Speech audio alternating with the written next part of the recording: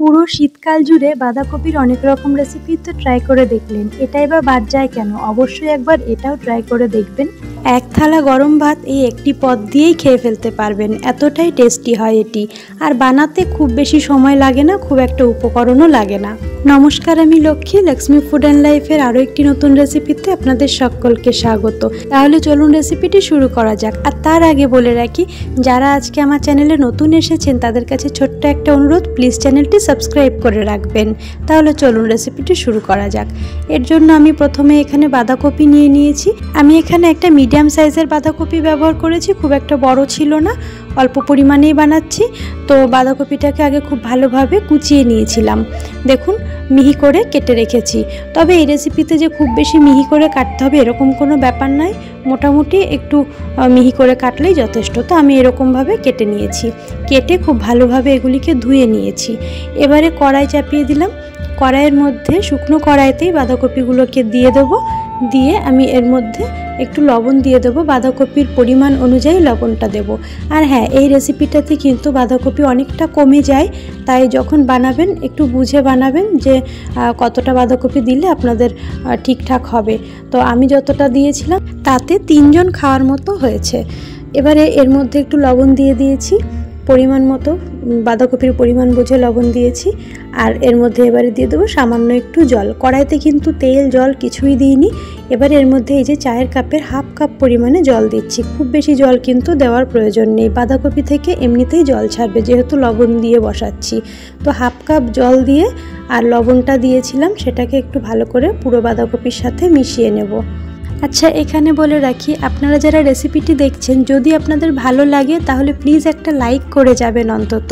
আর comment সেকশানে জানাতে ভুলবেন না আপনাদের কেমন লেগেছে। তো খুব ভালোভাবে মিশিয়ে দিয়েছি লবণটাকে। তারপর ওপর থেকে ঢাকনা দিয়ে একেবারে লো ফ্লেমে এটাকে 5 মিনিটের জন্য আমি ছেড়ে দেবো। একেবারে লো ফ্লেমে 5 মিনিট ভাপিয়ে নিলে কি হবে, লবণ দেওয়ার কারণে বাঁধাকপি থেকে অনেকটা জল ছাড়বে, বাঁধাকপিটা একেবারে সফট হয়ে যাবে।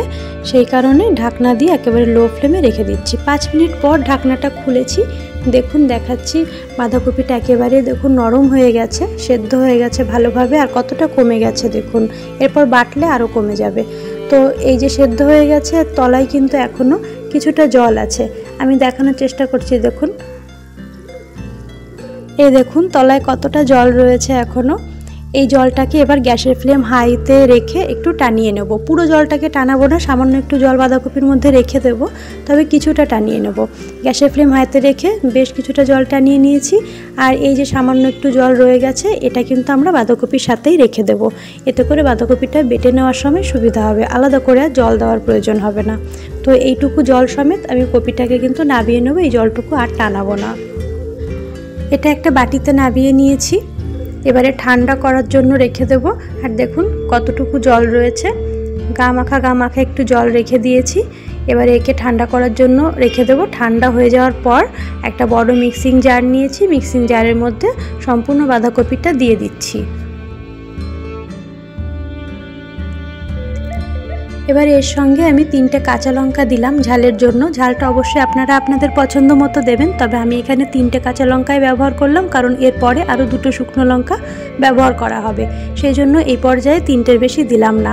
তবে এর মধ্যে আর কিন্তু কোনো মশলা এখন দেব না, আর যা দেওয়ার পরে দেব। এবারে এটাকে একটা মিহি পেস্ট তৈরি করে নেব। চলুন, পেস্ট করে নিয়ে ফিরে এলাম। দেখুন একেবারে মিহি পেস্ট করে নিয়েছি, কোনো রকম বড় দানা কিন্তু এর মধ্যে নেই। এ দেখুন একেবারেই কিন্তু মিহি করে নিয়েছে। আর বাঁধাকপিটা একেবারেই কমে গেছে, দেখে আশা করি বুঝতে পারছেন। এখানে কিন্তু মিডিয়াম সাইজের একটা গোটা বাঁধাকপি আমি নিয়েছিলাম। যাই হোক, এবারে আবারও কড়াইটা ধুয়ে বসিয়ে দিয়েছি, তার মধ্যে 2 টেবিল চামচ পরিমাণে সর্ষের তেল দিলাম। এই রান্নাটাতে সর্ষের তেলেই করা ভালো, কারণ বাটা বা ভর্তা সবসময় সর্ষের তেলেই ভালো লাগে। তেল গরম হলে এর মধ্যে 2টো শুকনো লঙ্কা দিয়ে দিচ্ছি। এই লঙ্কা দুটোকে ভালোভাবে ভাজা করে তুলে নেব, এটা আমরা পরে ব্যবহার করব। তবে আপনারা কেউ যদি শুকনো লঙ্কা খেতে না চান, সেক্ষেত্রে এই জায়গাটা কিন্তু স্কিপ করতে পারেন, শুধু কাঁচা লঙ্কা দিয়েও করে নিতে পারেন। তবে শুকনো লঙ্কার ফ্লেভারটা বাটা বা ভর্তাতে খুব ভালো লাগে, সেই জন্য আমি দিয়েছি। বেটে নেওয়া হয়ে গেছে, এবারে এই লঙ্কা দুটোকে তুলে নিচ্ছি আলাদা করে। এবারে ওই তেলের মধ্যে 1/2 টিস্পুন পরিমাণে কালো জিরে ফোড়ন দিয়ে দিলাম। জিরেটা একটু ভালো করে ভাজা হতেই এর মধ্যে দিয়ে দিচ্ছি রসুন কুচি। আমি এখানে 10-12 কোয়া রসুন একেবারে ছোট ছোট করে মিহি করে কুচিয়ে নিয়েছিলাম, সেটা দিয়ে দিলাম। আর তার সঙ্গে সঙ্গেই দিয়ে দিচ্ছি একটা মিডিয়াম সাইজের পেঁয়াজ কুচি। পেঁয়াজটাকে লম্বা লম্বা করে পাতলা পাতলা করে কুচিয়ে নিয়েছিলাম, মিডিয়াম সাইজের একটা পেঁয়াজ, সেটাকে দিয়ে দিলাম। এবারে পেঁয়াজ আর রসুনটাকে একসঙ্গে একটু ভালো করে ভাজা করে নেব। একটু লালচে কালার ধরিয়ে পেঁয়াজ রসুনটাকে ভেজে নেব। দেখুন লালচে কালার এসে গেছে। এবারে এর মধ্যে একটা ছোট সাইজের টমেটো কুচি দিয়ে দিচ্ছি। টমেটোটাকেও বেশ ছোট করেই কুচিয়ে নিয়েছি। এবারে টমেটো, পেঁয়াজ আর রসুনটাকে একসঙ্গে খুব ভালো করে ভাজা করে নিতে হবে। টমেটো যখন একটু সফট হয়ে যাবে সেই সময় এর মধ্যে দিয়ে দেবো বেটে রাখা বাঁধাকপিটা।